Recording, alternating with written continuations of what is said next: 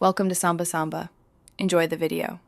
You stop the risk by cutting power first. Turn the device off and remove any case now. Once done, eject the SIM tray and unplug cables so liquid can escape.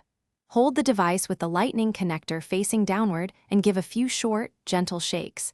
This lets gravity remove pooled fluid without inserting objects. Do not try to charge or power it on. That would push liquid inward and risk short circuits. Next, prepare the drying environment with silica gel packets. You now create a controlled, desiccant drying chamber.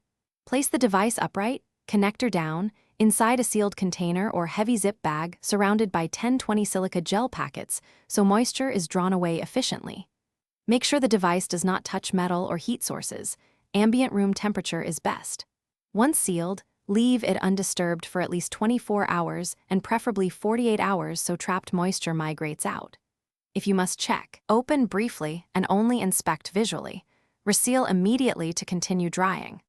You finish by verifying dryness before restoring power.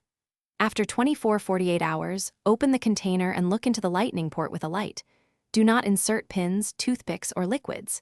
If the port looks dry, reinsert SIM, close covers, then power on and test slowly.